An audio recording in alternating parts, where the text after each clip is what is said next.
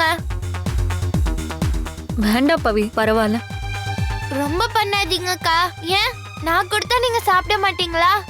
வாங்கிக்கோங்க. எப்படியோ இப்பதான் புயல் அடிச்சு ஓஞ்ச மாதிரி இருக்கு. ஒரு நாள் பவி இங்க இல்லாம போனதுனால எவ்வளவு கலவரம் நடந்துருச்சு. இதுக்கு தான் சின்ன குழந்தைங்க எங்கேயும் தனியா போக கூடாதுன்னு சொல்றது. ஆமா பவி, நீ எதுக்காக இங்க இருந்து போன? உன்னை யாராச்சும் போக சொன்னாங்களா?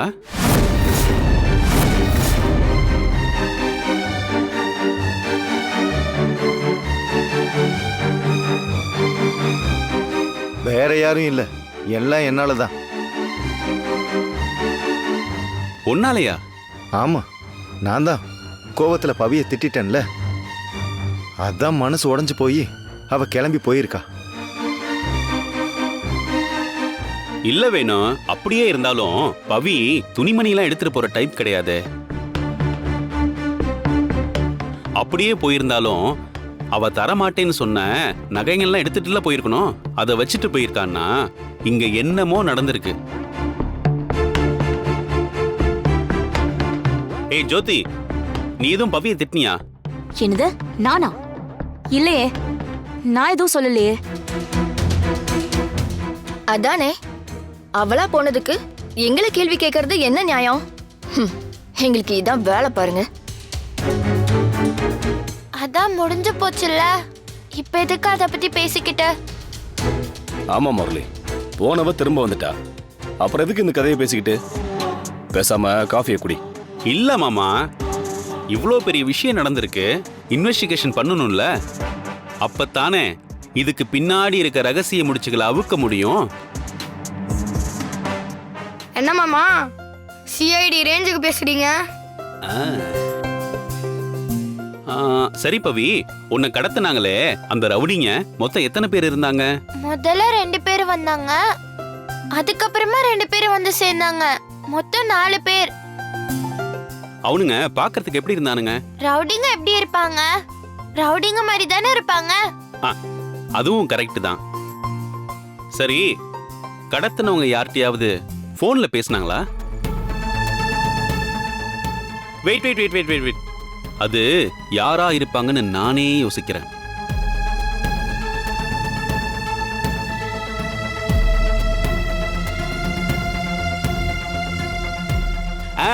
பிடிச்சிட்டேன். எனக்கு தெரிஞ்சு அவங்க காயத்ரி அத்தை கிட்ட தான் பேசியிருக்கணும். கரெக்டா? எப்படி சித்தப்பா டக்குன்னு கண்டுபிடிச்சிட்டீங்க? That is Murali.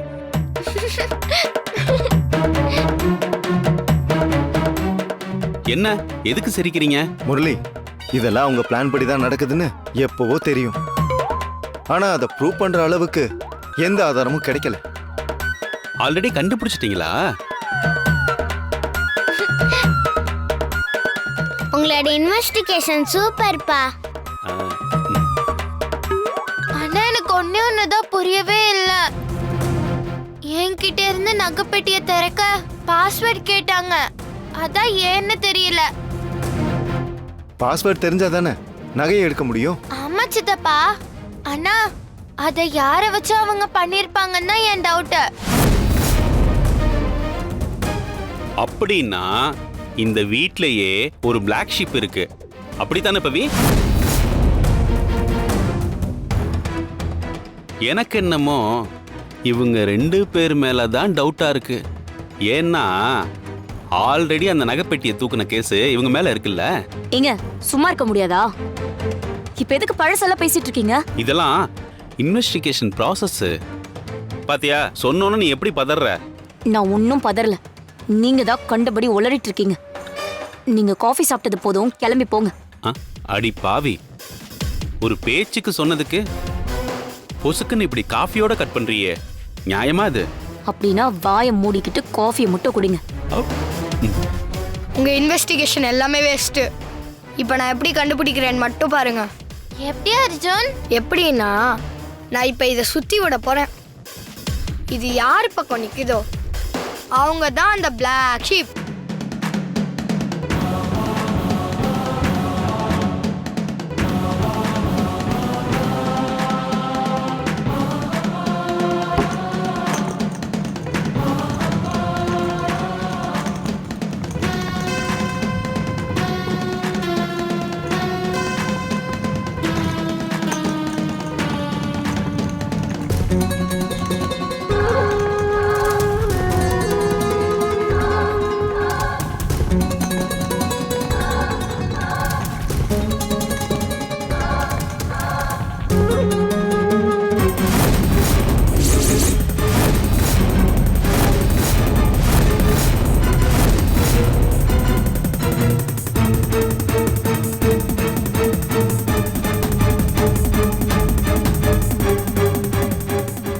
ரோஜாக்கா மேல வந்து முடிஞ்சிருக்கு. அப்ப அவங்க தான் பிளாக் ஷீப்பா? சாச்சா அக்கா இருந்ததால தான் அந்த நகையே சேஃபா இருந்துச்சு. என்ன சொல்ற பவி? ஆமா அர்ஜுன், நான் இல்லாதப்ப யாரையாவது அனுப்பி அந்த நகைய திருடுறதுக்கு பிளான் போட்டிருப்பாங்க. ஆனா அக்கா ரூம்ல இருந்ததால தான் அவங்களால அது திருட முடியல. திருட வந்தவங்கள பிளாக் பண்ண அக்காவை போய் பிளாக் ஷிப்னு சொல்றியா அர்ஜுன்? ரோஜா, அதான் பவி நீங்க எடுக்கலன்னு சொல்லிட்டாலே, அப்புறம் ஏன் வேர்த்து விறுவிறுத்து இப்படி நைஸா நழுவுறீங்க? இல்ல அதெல்லாம் ஒண்ணும் இல்ல. மேல மேடத்தை பாத்துக்கணும்ல, அதான்.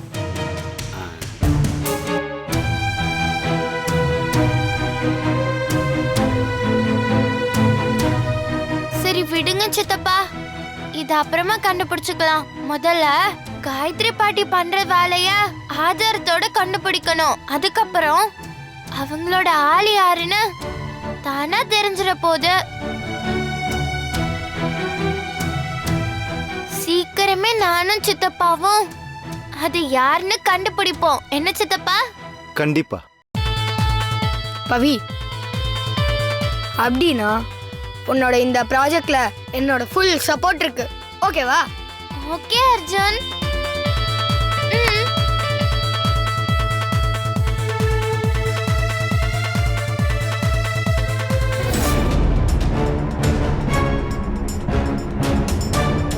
என்னக்கா சொல்ற?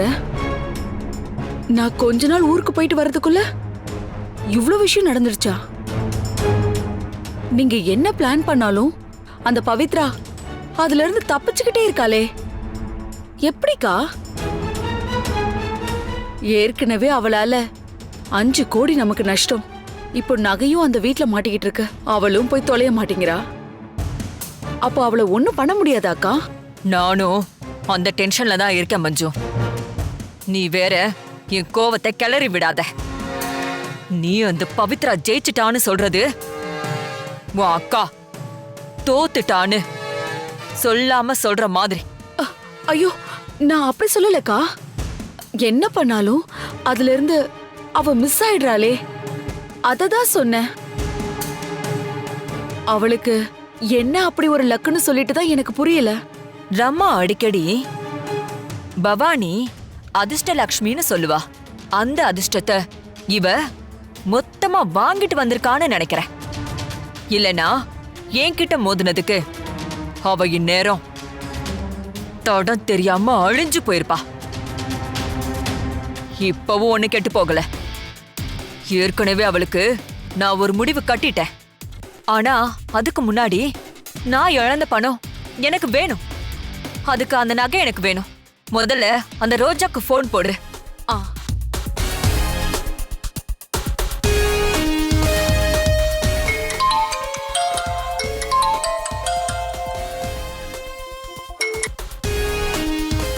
என்ன ரோஜா, எங்க இருக்க? ரமா மேடம் வீட்ல.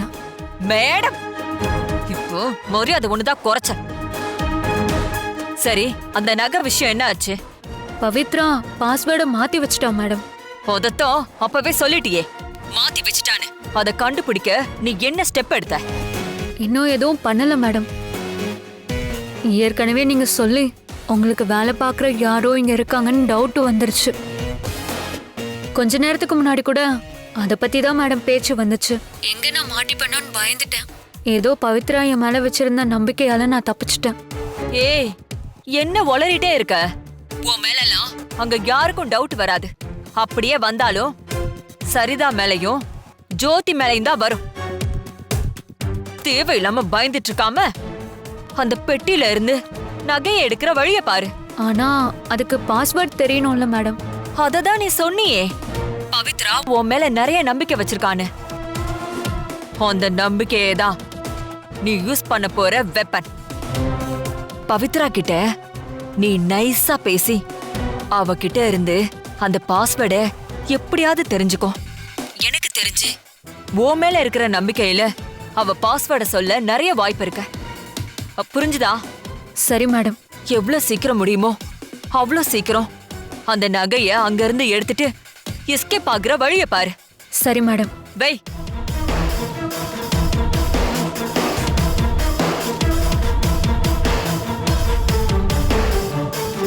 இப்ப காயத்ரி மேடம் வேற அசால்ட்டா பவி வாயில இருந்தே அந்த பாஸ்வேர்டை வாங்குன்னு சொல்லிட்டாங்க. ஆனா அது என்ன அவ்வளவு ஈஸியான மேட்டரா? ஏற்கனவே பவி பயங்கர உஷாரு. இதுல அவகிட்ட இருந்து பாஸ்வேர்டை எப்படி தெரிஞ்சுக்கிறது?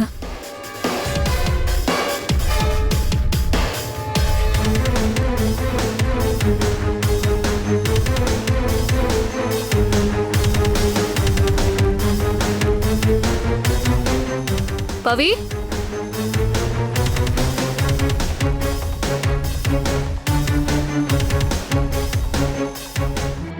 மேடம்க்கு சில மெடிசன்ஸ் வாங்கணும்.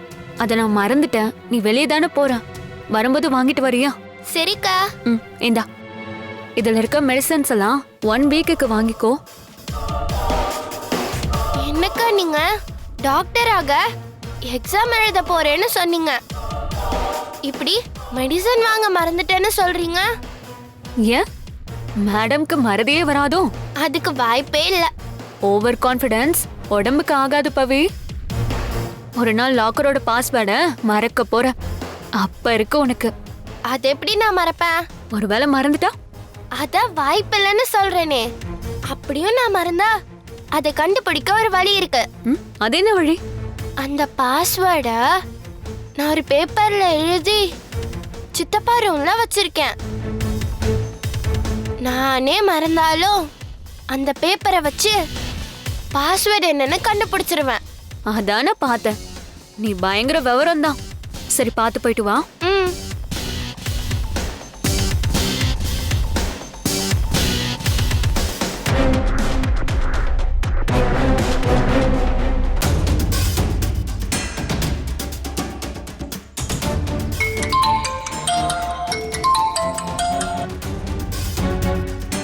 சொல்லுங்க மேடம். என்னாச்சு? பவித்ரா கிட்ட இருந்து பாஸ்வேர்டை தெரிஞ்சுக்கிட்டியா? இன்னும் பாஸ்வேர்டு என்னன்னு தெரியல. ஆனா அதை கண்டுபிடிக்கிறதுக்கு ஒரு லீட் கிடைச்சிருக்கு. நிஜமாவா? ஆமா மேடம். அந்த பாஸ்வேர்ட நான் ஒரு பேப்பர்ல எழுதி சித்தப்பா ரூம்ல வச்சிருக்கேன். பவி சொன்னதை பார்த்தா வேணு ரூம்ல இருந்து அந்த பேப்பரை கண்டுபிடிச்சிட்டா பாஸ்வேர்டை கண்டுபிடிச்சிடலாம் மேடம். அப்புறம் எதுக்கு டைம் வேஸ்ட் பண்ணிட்டு இருக்க? முதல்ல அங்க போய் தேட வேண்டியதானே? இல்ல மேடம், எனக்கு பயமா இருக்கு. ஏற்கனவே நான் ஜஸ்ட் மிஸ்ல தான் எஸ்கேப் ஆனேன். இப்போ நான் மாட்டினா என் வேலையே போயிடும். லூஸ் மாதிரி பேசாத ரோஜா. அந்த நகையை நீ எடுத்து தந்தா நீ நினைச்சு பார்க்க முடியாத அளவுக்கு நான் உனக்கு பணம் தர போறேன். அப்புறம் உனக்கு எதுக்கு அந்த வேலை? இங்க பாரு, இப்படி பயந்துகிட்டே இருந்தா வாழ்க்கையில ஒரு அடி கூட முன்னாடி எடுத்து வைக்க முடியாது. அத முதல்ல உன் மண்டையில ஏத்திக்கோ. நீ என்ன பண்ணுவியோ ஏது பண்ணுவியோ, எப்படியாவது அந்த பாஸ்வேர்டை கண்டுபிடிச்சு அந்த நகைய என்கிட்ட கொண்டு வந்து கொடுத்துரு. புரியுதா? அக்கா, அதுக்கு முன்னாடி அந்த பவித்ரா அங்க இருக்காளா இல்லையான்னு கொஞ்சம் கேளுக்கா. ஆமா, பவித்ரா அங்க இருக்காளா? இல்ல மேடம், அவ பசங்களோட வெளியே போயிருக்கா. சூப்பர். வேணும்? அவரும் இல்ல. கிருஷ்ணா, முரளி எல்லாரும் வேலைக்கு போயிட்டாங்க. அப்புறம் எதுக்கு யோசிக்கிற? தைரியமா போய் பாஸ்வேர்டை தேடு. ஆனா சரிதாவும் ஜோதியும் இங்கதான் இருக்காங்க மேடம். ஒருவேளை நான் பாஸ்வேர்டை தேடுறப்போ அவங்க அங்க வந்து உனக்கு இங்க என்ன வேலைன்னு கேட்டா நான் என்ன சொல்லி சமாளிப்பேன் மேடம்? அத பத்தியெல்லாம் நீ கவலைப்படாத. சரிதாவையும் ஜோதியையும் அங்க இருந்து நான் போக வைக்கிறேன். நீ போனை வை. சரி மேடம்.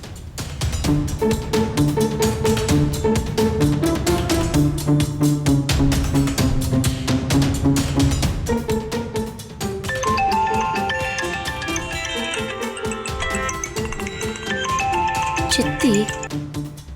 சொல்லுங்க சித்தி. ஒரு முக்கியமான விஷயம் பேசணும். நீ சரிதாவை கூப்பிட்டுக்கிட்டு உடனே இங்க கிளம்பி வா. இப்பவே வரட்டுமா சித்தி, இல்ல சாயந்தரம் வரட்டுமா? இப்பவே வாங்க, ரொம்ப அர்ஜென்ட். சரி சித்தி.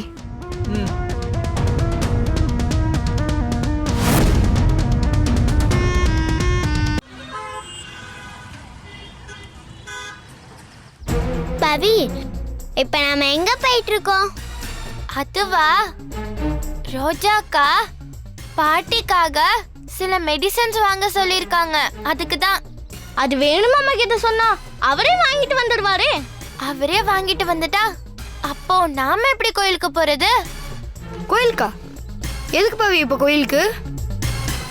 கோவிலுக்கு போனா ஒரு பாசிட்டிவ் எனர்ஜி கிடைக்கும்னு சொல்லுவாங்கல்ல அர்ஜுன். பாட்டியும் ரொம்ப நாளா கண்முழிக்காமையே இருக்காங்க. இதுக்கு நடுவுல நடந்த பிரச்சனையால நம்மளால வேண்டிக்க முடியாமலே போயிடுச்சு. அதான் கோவிலுக்கு போய் பாட்டிக்காக வேண்டிக்கலான்னு தோணுச்சு. சரி, அதுக்கு எதுக்கு எங்களையும் கூட்டு போற? அது ஒன்றும் இல்ல, பெரியவங்க வேண்டதை விட நம்மள மாதிரி சின்ன குழந்தைங்க வேணா அத கடவுள் உடனே நிறைவேற்றி வைப்பாராம். நான் ஒருத்தி வேண்டதை விட நம்ம 5 பேருமே சேர்ந்து வேணா கடவுளுக்கு இன்னும் பெருசா ரீச் ஆகும்ல. ஏன், அவங்க உங்களுக்கும் பாட்டி தானே. அவங்களுக்காக நீங்க எல்லாரும் வேண்டிக்க மாட்டீங்களா என்ன? வேண்டிக்குவாமே. அப்புறம் என்ன, வாங்க போலாம்.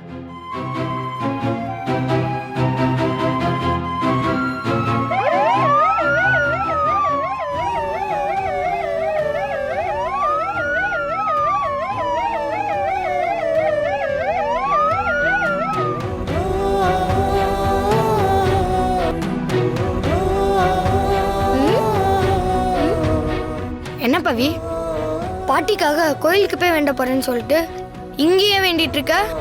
நான் இப்ப வேண்டது பாட்டிக்காக ஒண்ணும் இல்ல அர்ஜுன். பின்ன யாருக்காக? அதோ அந்த ஆம்புலன்ஸ்ல போறாங்கல்ல, யாருன்னே தெரியாத ஒருத்தர், அவங்களுக்காக தான். இவ்ளோ வேகமா போறத பார்த்தா உள்ள இருக்கிறவங்க கண்டிப்பா சீரியஸா இருப்பாங்கன்னு தான் தோணுது. இந்த மாதிரி நேரத்துல நம்மளோட சின்ன வேண்டுதல் கூட அவங்களுக்கு ஏதாவது ஒரு பெரிய நல்லது பண்ணும். இப்பனே இல்ல, நான் எப்போதுமே இப்படி ஆம்புலன்ஸ் போறத பார்த்தா ப்ரே பண்ணுவேன்.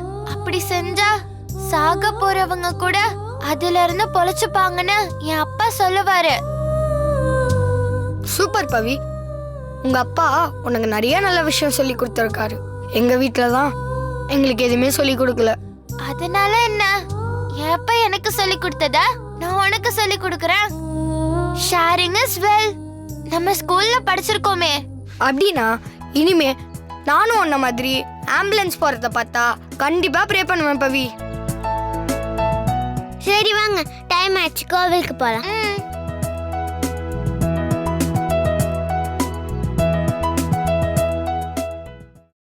ரோஜா, ஏ ரோஜா, இதோ வரேன்க்கா.